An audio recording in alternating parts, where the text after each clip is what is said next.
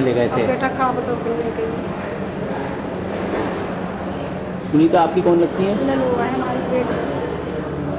आपकी बेटी है, बहू है? बेटी। ये तो बॉस ने जब डॉक्टर अतुल चौबे के अंडर में एडमिट थी, उन्होंने इसका ऑर्डर किया था कि इसको रेफर कर दिया जाए हायर सेंटर पे। तो उस टाइम तो रेफर किया था। अब क्योंकि और केस बिगड़ के आया है, वेट और कम हो गया है, अभी तो कुछ कह पाना मुश्किल है उसके लिए। इसके पापा जो हैं वो कह रहे थे इसकी डेथ हो गई। नहीं, ऐसा तो नहीं था। बच्चा यहाँ से लाइव गया था और जब आया तब भी लाइव था, डेथ तो ही नहीं थी इसकी। बच्ची को मुरादाबाद के अस्पताल में दिखाने के बाद राजेश उसे अस्पताल से घर ले आया, जहां मासूम की हालत बिगड़ने पर वो दोबारा निजी अस्पताल गया, लेकिन बच्ची की हालत ज्यादा बिगड़ने की वजह से डॉक्टरों ने उसे दिल्ली रेफर कर दिया। जिसके बाद राजेश अपने साले के साथ बच्ची को दिल्ली ले जाने की बात कहकर निकला और सीधे शमशान घाट पहुंच गया। शीरखार बच्ची को जिंदा दरगोर करने का उसने मंसूबा बनाया और जमीन खोदने लगा। इसी दौरान बच्ची रो पड़ी। बच्ची के रोने की आवाज सुनकर पास ही क्रिकेट खेल रहे लड़के शमशान पहुंच गए और अब दोनों पुलिस की गिरफ्त में हैं। तो मरा वो क्वेश्चन नहीं किया था, मैं आपके लिए बता रहा हूँ। तो उन्होंने कहा था मतलब ये लड़की मतलब कहेंगे ज्यादा गंभीर हालत है, तो मैंने डॉक्टर साहब इसे अपने हॉस्पिटल रख लिया, नहीं अपने माँ के पास रह लेगी। तो उन्होंने कहा हम इसे अपने अस्पताल में भी नहीं रख सकते हैं। तो मैंने डॉक्टर साहब फिर क्या किया, कई तो उन्होंने कहा आप इसे दिल्ली या मेरठ ले जाओ, भैया वहाँ इसकी मशीन है, वहाँ सस्ता इलाज हो जाए। तो लड़की की मतलब आगे सांस चल रही, बहुत ही गंभीर हालत हो गई, एकदम एक्सपायर समझी हो गई थी। तो हमने कहा इनसे कहीं हमने तो बस देख लो फटाफट चल रहे हैं, लड़की भी ऐसी हालत लग गई। तो क्या मतलब बिल्कुल एक्सपायर समझ के से हम ले गए थे, मतलब आगे देखा, हिला डुला के देखा तो लड़की में कुछ नहीं था। और जब हम लोग ले गए थे यहाँ से, हमने अब लड़की तो मतलब एक्सपायर होगी, चलो इसे दफना देते चल के अपने दोनों लोग।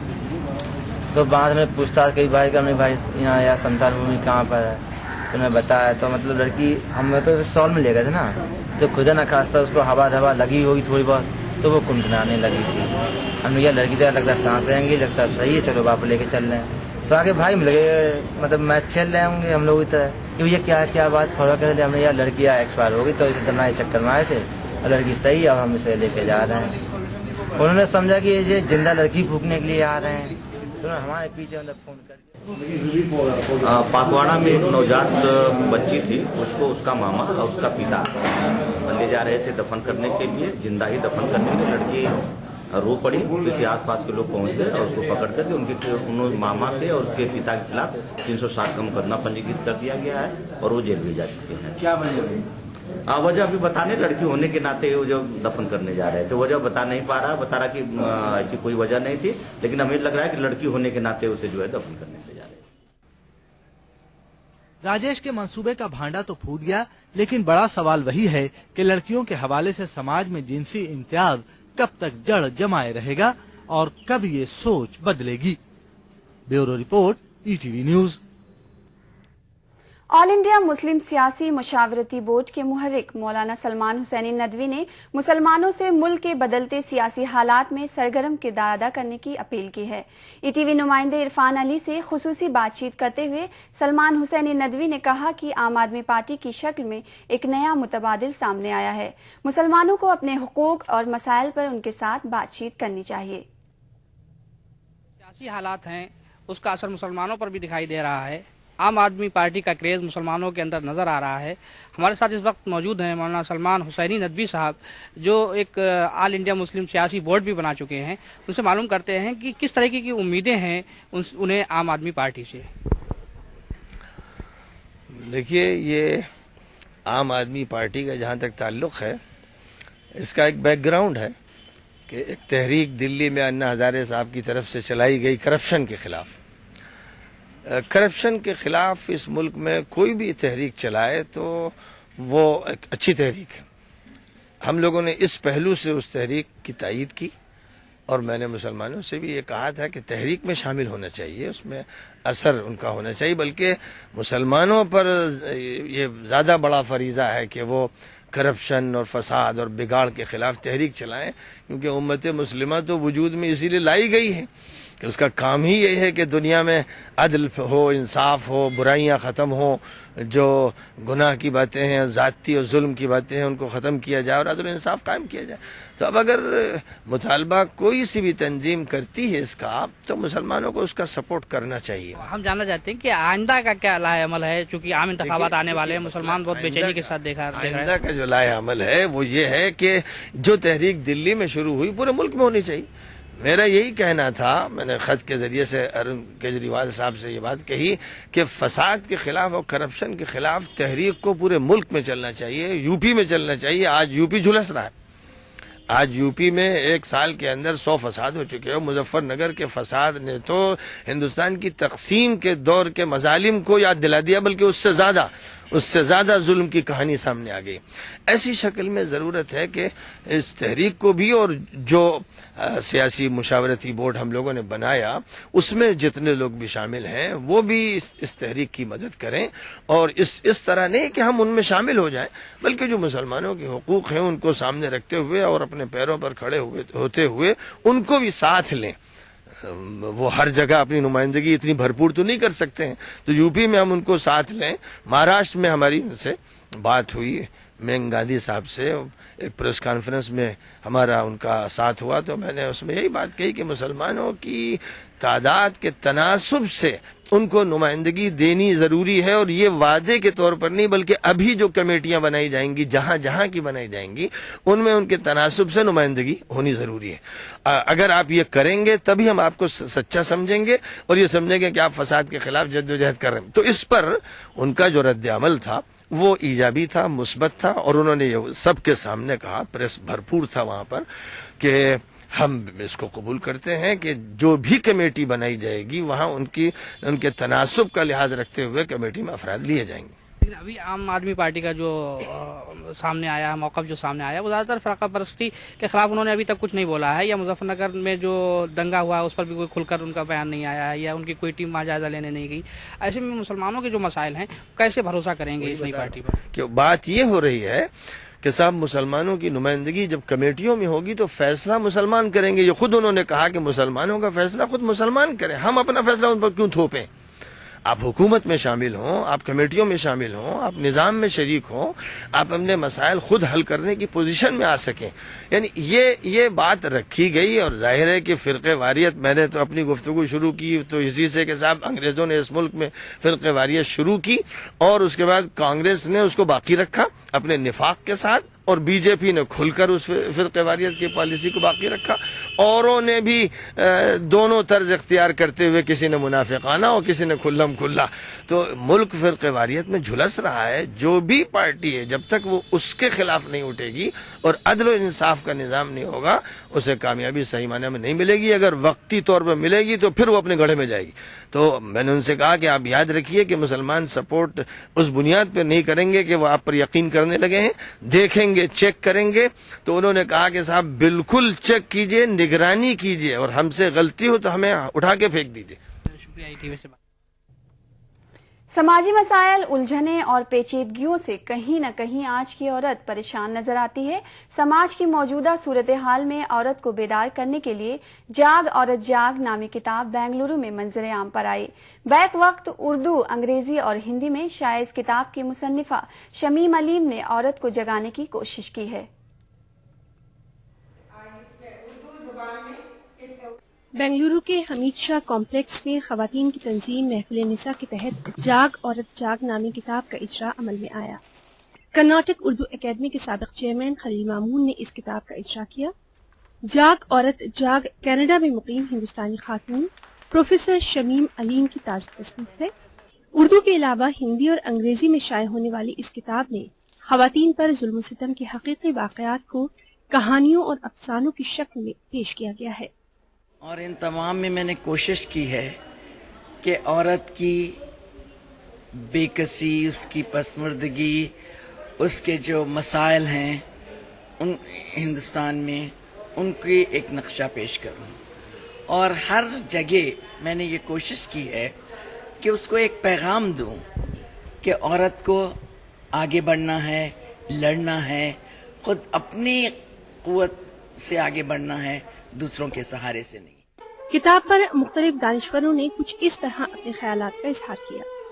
इस किताब में प्रोफेसर शमीम अलीम ने औरत से ताल्लुक़ रखने वाले बहुत से ऐसे मसाइल को उभारने की कोशिश की है कि जिनको पढ़कर अवामी सतह पर एक तरह का जज्बा औरत के मसाइल के ताल्लुक से उनके दिलों में उभरेगा। मैं ये सोचती हूँ कि तालीम के साथ ही ये होगा। तालीम जब औरत को मिलेगी, तालीम के साथ वो आगे बढ़ेगी और उसके साथ वो थोड़ी अपने आप में स्ट्रांग होगी, तभी उसको इस खबरनामे में सिर्फ इतना ही। आदाब।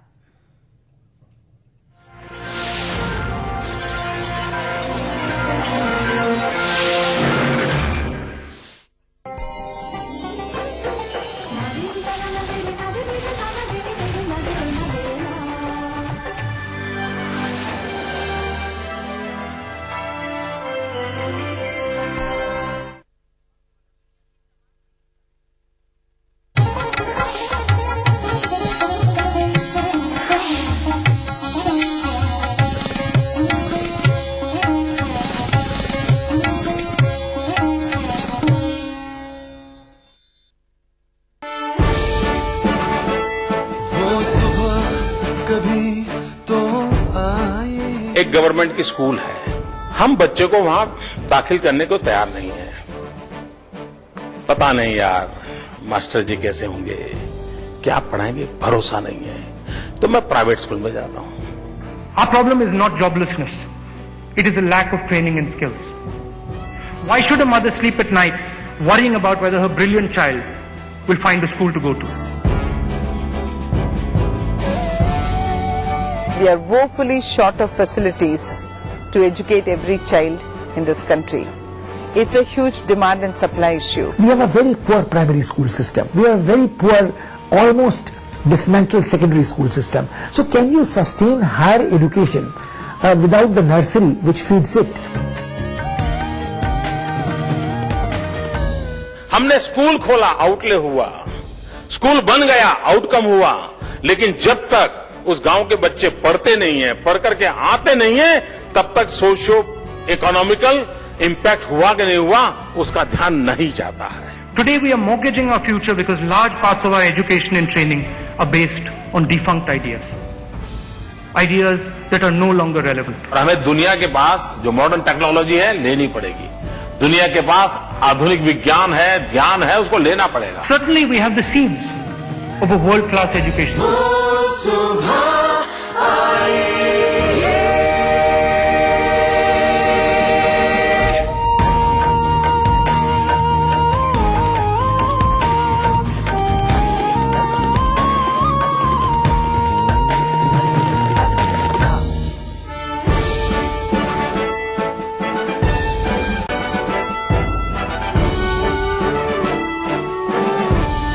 नमस्कार और स्वागत है आपका चेंज इंडिया में। यहाँ हम अपने नए प्रधानमंत्री के लिए एक एजेंडा तैयार करेंगे। हमें ऐसा विश्वास है कि इस एजेंडा के साथ हिंदुस्तान की तकदीर को बदला जा सकता है। आज का एजेंडा है एजुकेशन का विकास। हमारे युवा देश को एक एजुकेशन रेवोल्यूशन की जरूरत है। तो कैसे होगा ये एजुकेशन रेवोल्यूशन? विशेषज्ञों के एक ग्रुप ने ये एजेंडा तैयार किया, जिनमें से आज हमारे साथ हैं माधव चव्हाण, शिक्षा एनजीओ प्रथम के अध्यक्ष, आशीष धवन प्राइवेट इक्विटी में थे और अब शिक्षा के क्षेत्र में हैं, हर्ष श्रीवास्तव जो सरकार में प्राइम मिनिस्टर्स ऑफिस और प्लानिंग कमीशन के साथ रह चुके हैं, अब सेंटर फॉर सिविल सोसाइटी का काम करते हैं, और सैटेलाइट लिंक के द्वारा मुंबई से हमारे साथ हैं मनीष सबरवाल, चेयरमैन टीम ली सर्विसेज, एक कंपनी जो हजारों को रोजगार दिलाती है। धीरज नैयर भी इस पैनल में है जो कि इस सारी व्यवस्था के सूत्रधार हैं। अनेक लोगों ने हमको ट्विटर और हमारी वेबसाइट पर अपने सुझाव भेजे हैं और उनमें से कुछ आज हमारी ऑडियंस में है। यहां पर मैं ये कहना चाहूंगा कि अगर आप भी इस अभियान से जुड़ना चाहते हैं तो ट्विटर और हमारी वेबसाइट thinkindia.in.com पर अपने आइडियाज भेजें और हम आपको भी अगले शोज में इनवाइट करेंगे। तो पहला जो हमारा पॉइंट है एजेंडा पे, वो बड़ा सिंपल सा पॉइंट है, लेकिन इतना सिंपल है कि शायद वो इफेक्टिवली इंप्लीमेंट नहीं हो पा रहा है। पहला पॉइंट है कि हम लोगों को एजुकेशन में, स्कूल्स में प्रॉफिट को अलाउ कर देना चाहिए, फॉर प्रॉफिट इंस्टीट्यूशंस को अलाउ कर देना चाहिए, क्योंकि अगर हम बिजली में अलाउ कर सकते हैं, हेल्थ में अलाउ कर सकते हैं, तो एजुकेशन में क्यों नहीं अलाउ करते हैं? चौहान साहब, ऐसा है कि हम लोग समझते हैं शिक्षा एक पवित्र कार्य है, तो जिसके लिए कोई पैसा नहीं लेना चाहिए, दान देना चाहिए। लेकिन जमाना काफी कुछ बदल चुका है। शिक्षा में आपको इन्वेस्ट करने की जरूरत होती है। और आज अगर आप देखते हैं तो तकरीबन 40% बच्चे जो हैं भारत के, 35% समझिए ग्रामीण और शहरी इलाकों के, ये सारे बच्चे प्राइवेट स्कूल में जाते हैं। मतलब कोई ना कोई फीस देते हैं। और जब आप किसी को कोई पैसा देते हो, लेन देन होती है पैसे की, तो या तो मुनाफा होता है, घाटा होता है जी। तो हर जगह तो मुनाफा हो ही रहा है, लेकिन हम लोग सोचते हैं कि हम लोग छुपाने को अपना ही नकाब पहन के अपने आप को उल्लू बना रहे हैं कि इधर कोई मुनाफे के लिए काम तो नहीं। क्या यही कारण है सरकार इस मेरे ख्याल में आदत पड़ी हुई है कि ये नहीं होना चाहिए, और इस ढोंगबाजी से हम लोग हटना नहीं चाहते। ये आप हिंदी में आप ढोंग कहते हैं, क्या कहते हैं? नहीं, ढोंगबाजी बिल्कुल ठीक है। ये ढोंगबाजी जो है कि हम लोग कहना चाहते हैं कि हम कितने अच्छे हैं, हालांकि इसमें अच्छे बुरे का कोई सवाल ही नहीं है। तो ये सच्चाई है और इस सच्चाई को मान लेना चाहिए। लेकिन उनका जो रेगुलेशन है कि ये अगर आप मुनाफे के लिए करते हो, कि लोग कहते हैं कि ये मुनाफे के लिए शिक्षा दे रहा है, तो मतलब नहीं अच्छी लेकिन तनख्वाह सबको चाहिए जी। तो ये कैसे हो सकता है? तनख्वाह के ऐसा कोई बोलता है कि भाई तनख्वाह के लिए काम कर रहा है? सबकी तो तनख्वाह के लिए काम करते हैं। तो क्या मुश्किल होगा इस लॉ को बदलना? मेरे ख्याल में लोगों की सोच अगर बदलती है तो इसमें मुश्किल कोई नहीं है। ये समझने की कोशिश करिए कि जहां पे भी लोग फीस चार्ज कर रहे हैं वहां कोई ना कोई मुनाफा हो रहा है जी। अब तो उसको अगर ढंग से करोगे तो कम से कम वो रेगुलेट होके अच्छा चलेगा। तो हम बात करेंगे हमारी ऑडियंस के साथ। एक बार मैं मनीष सबरवाल को मुंबई से यही सवाल पूछता हूं कि क्या दिक्कत है फॉर प्रॉफिट इंस्टीट्यूशंस को इजाजत देने की?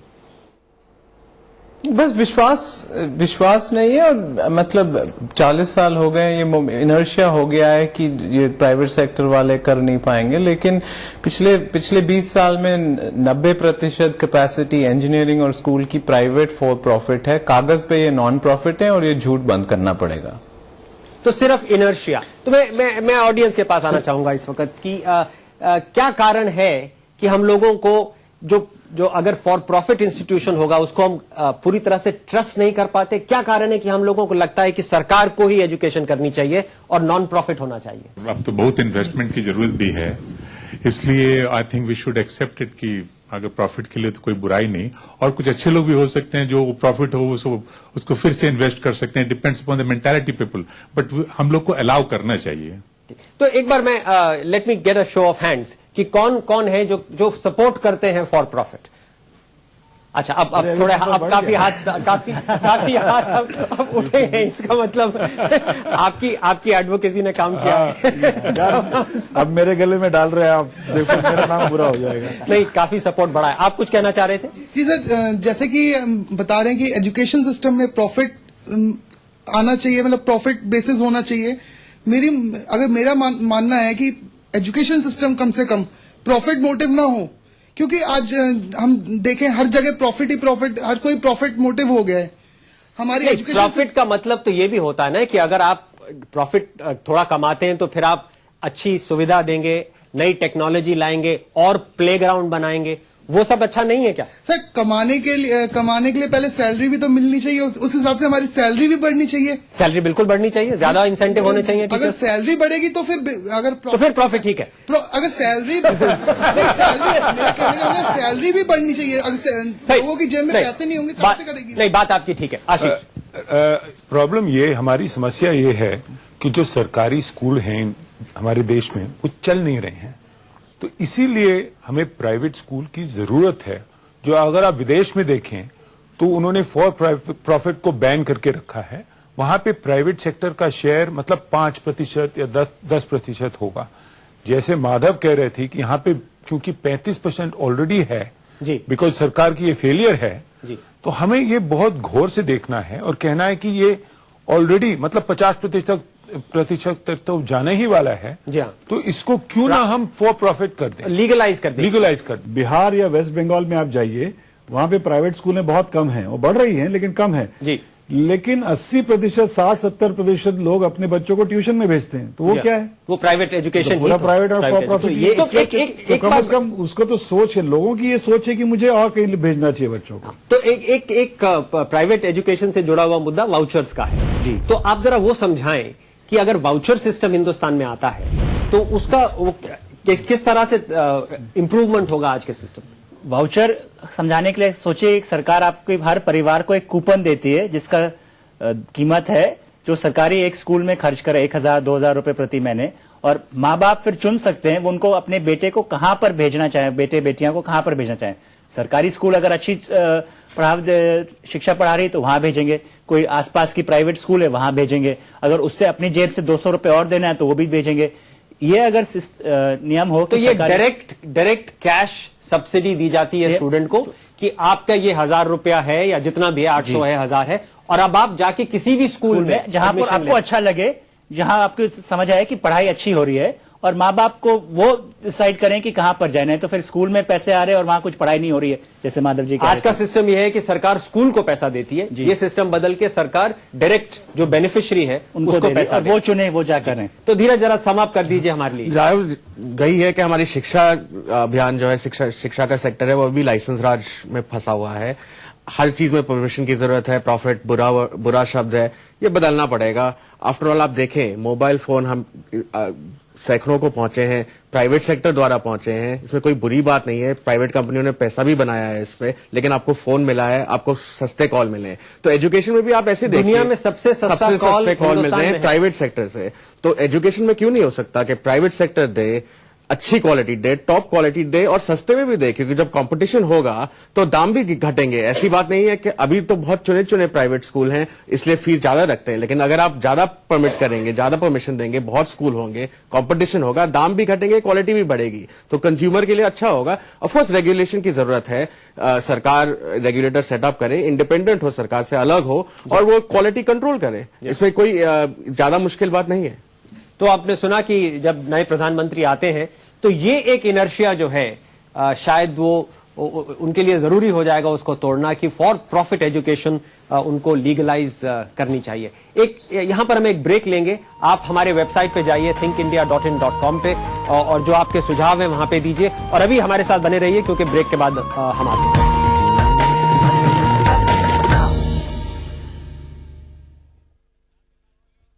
आज हम मिलेंगे नूर बानो से। नूर बानो ने पूरे कॉलेज में फर्स्ट आकर अपने फिरके का नाम रोशन किया है। नूर बानो, पहले तो बहुत बहुत मुबारक। आप हमें अपनी कामयाबी के बारे में बताइए। देखिए, मेहनत तो मैंने की, लेकिन इस बात का असली क्रेडिट जाता है वजारत बराए अक़लियती उमूर की मौलाना आजाद एजुकेशन फाउंडेशन यानी MAEF को, क्योंकि इसी से हम जैसी अक़लियती फिरके के तालिबात को पढ़ाई के लिए वजीफा दिया गया, और MAEF के तहत ही तालीम के मैदान में काम कर रहे गैर सरकारी इदारों को इंस्टीट्यूट में इंफ्रास्ट्रक्चर को बेहतर करने के लिए माली ताउन दिया जा रहा है, जिससे हम स्टूडेंट्स को पढ़ाई के लिए नई बिल्डिंग्स के साथ ढेरों बेहतर सहूलियात भी मिल रही हैं। मैं तो बस इतना ही कहूँगी कि मौलाना आजाद एजुकेशन फाउंडेशन हम अक़लियतों के लिए तालीमी नेमत है। तो देखा आपने, नूर बानो की मेहनत और सरकार के मौलाना आजाद एजुकेशन फाउंडेशन ने तालीम के मैदान में कमाल कर दिखाया है। आप बनेंगे तो बनेगा हिंदुस्तान।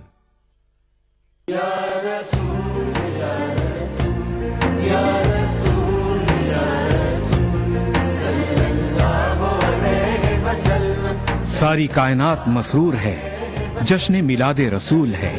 नबियों के सरदार, निगाहे इश्क व मस्ती में वही अव्वल, वही आखिर, वही कुरआन, वही फुरकान, वही यासीन, वही ताहा।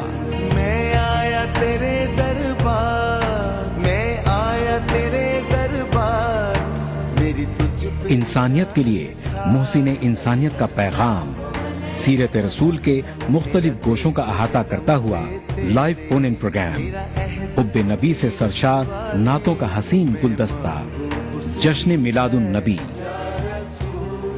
हर पीर से जुमा रात 10:30 बजे सिर्फ ETV उर्दू पर। अदा करूं नमाज मस्जिद एहराम में, ऐसा दिन आए मेरे अल्लाह, ये सादत मेरे हिस्से में एक दिन आए। रब्बना आतिना फिद दुनिया हसना व फिल आखिरति हसना व क़िना अज़ाबन नार व सल्लल्लाहु वसल्लम अला अब्दिही व रसूलिही नबीना मुहम्मदिन व आलिही व सहबिही अजमईन वल्हम्दुलिल्लाहि रब्बिल आलमीन। अल्हम्दुलिल्लाहि रब्बिल आलमीन अर्रहमानिर रहीम मालिकि यौमिद्दीन इय्याक नअबुदु व इय्याक नस्तईन इहदिनस सिरातल मुस्तकीम सिरातल लज़ीना अनअमत अलैहिम गैरिल मग़दूबि अलैहिम वलद्दाल्लीन। ईटीवी उर्दू पर पहली बार मस्जिद हराम मक्का मुकर्रमा से खुतबा जुमा और नमाज जुमा के रूह परवर मनाजिर का रास्त टेलीकास्ट हर जुमा दोपहर 3 बजे सिर्फ ईटीवी उर्दू पर। जिस्म पर मिट्टी मलेंगे पाक हो जाएंगे हम, ऐ जमीन एक दिन तेरी खुराक हो जाएंगे।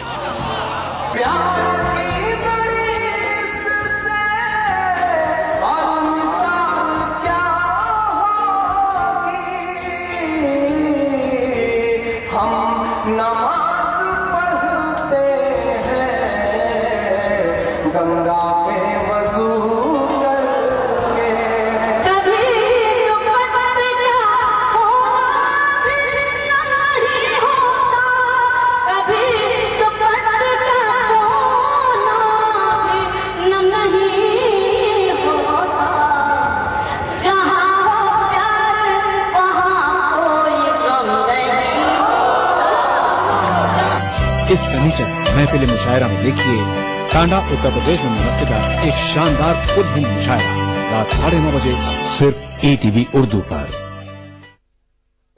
इस प्रोग्राम को पेश कर रहे हैं जिंदा तिलिस्मात तमाम मौसमी बीमारियों की एक असरदार दवा। ताउन कर रहे हैं मिला स्किन क्रीम एली फार्मास्यूटिकल्स द्वारा निर्मित। Shri ultra red oxide Bharat का एकमात्र जंग रोधक सीमेंट। 23 कारगर जड़ी बूटियों का करिश्मा बस है तो न्यूरामेंट है ना। का अगला वजीर आजम जो है वो कौन होगा? मैं क्या सोचता हूँ, बल्कि हर आम आदमी इस बात को सोच रहा है कि जो अगला जो इलेक्शन होने वाला है वो होगा केजरीवाल वर्सेस मोदी। आपकी जो पार्टी है आप, वो भी कहीं ना कहीं आम इंतखाबात में उसका रोल रहने वाला है और मुकाबला जो है उसका ही बीजेपी से होगा, कांग्रेस कहीं नहीं है। जावेद साहब इनकी बात से इत्तेफाक रखते हैं आप? मैं एक बात आपको बता दूं, ये वही है कि आपके पास नया मसला आया तो इसमें आप उस चीज को जोश के साथ कह रहे हैं। तो हिंदुस्तान का प्राइम मिनिस्टर जो है वो कौन बनने वाला है? आप तो कहेंगे बिल्कुल जो है नरेंद्र मोदी बनने वाले हैं। जो कांग्रेस है, इतनी पुरानी पार्टी है, उसका कहीं जो है वो खाता खुलता हुआ नजर नहीं आ रहा आपको, या फिर कहा जाए उसका कहीं बहुत ज्यादा रोल नहीं रहने वाला? देखने वाली बात यह है कि हमसे बहुत पुरानी 125 साल पुरानी कांग्रेस पार्टी हो या कोई दीगर और पार्टी हो कि अपने प्राइम मिनिस्टीरियल कैंडिडेट का नाम अनाउंस करे। कौन बनेगा मुल्क का नया वजीर आजम? देखिए प्रोग्राम हमारे मसाइल जुमे की रात 8 बजे और इतवार दोपहर 2:30 बजे सिर्फ ईटीवी उर्दू पर।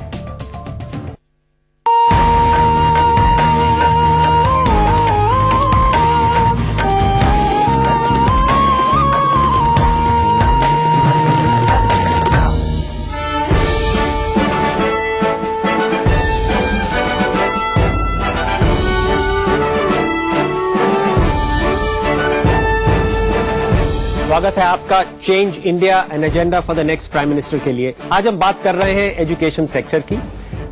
पॉइंट नंबर 3 और 4 जो हमारे हैं वो स्टैंडर्ड असेसमेंट मेथोडोलॉजी के साथ रिलेटेड है और टीचर ट्रेनिंग के साथ रिलेटेड है। ये दो ऐसे मुद्दे हैं जिन पे ज्यादा फोकस कभी नहीं जाता, लेकिन बहुत ही जरूरी है, क्योंकि जब तक हमें ये पता नहीं चलेगा कि हमारे जो स्टूडेंट्स निकल रहे हैं एजुकेशन स्कूल्स में से, उनका क्या स्टैंडर्ड है, उनका कोई असेसमेंट हो रहा है, और जो हमारे टीचर्स हैं उनकी कैसे ट्रेनिंग हो रही है। आशीष आप बताएं। मैं ये सोचता हूं कि जो भारत में हर बच्चे को मतलब किताब पढ़ने की जरूरत है। आज आप अगर आप देखें तो 5वीं में जो बच्चे हैं वो सेकंड क्लास के जो टेक्स्ट को पढ़ ही नहीं सकते हैं। तो ये मेजर करना बहुत जरूरत है और गोल्स की बहुत जरूरत है, ताकि हम हर साल देख सकें कि उस गोल की तरफ हम जा रहे हैं या नहीं जा रहे हैं। पर ये सरप्राइजिंग है हमारे लिए आशीष कि क्या ये सिस्टम्स इवॉल्व नहीं हुए हैं हमारे देश में? ये हैरानगिरी की बात है कि मतलब ये कॉर्पोरेट सेक्टर में तो ये नामुमकिन है कि आप बिजनेस चला सकें गोल्स के बिना या आउटकम्स के बिना। एजुकेशन में ये हुआ नहीं है। तो ऐसे कि जैसे वह फ्लाइंग ब्लाइंड। तो हमें अगर हमारा स्टूडेंट जो 5वीं कक्षा में है या 4थी कक्षा में है तो हमारे पास कोई सिस्टम अभी ऐसा नहीं है, सरकार के पास डेटा नहीं है कि हम असेस कर पाए कि उनका स्किल लेवल क्या है, उनका एजुकेशन लेवल क्या है। 10वीं पर करते हैं, जब अंत में पास आउट होते हैं अंत में तब क्या फायदा? अब क्या तो एक बोर्ड एग्जाम हो गया। हाँ, बोर्ड एग्जाम हो गया, लेकिन पहले जब कुछ कर सकते हैं उसके बारे में तब तो नहीं करते हैं। नहीं, लेकिन ये बोर्ड एग्जाम भी ऐसा है कि उससे आपको पता नहीं चलता है कि किसको क्या आता है। जी 10वीं पास हो गया का मतलब क्या है? या वही जो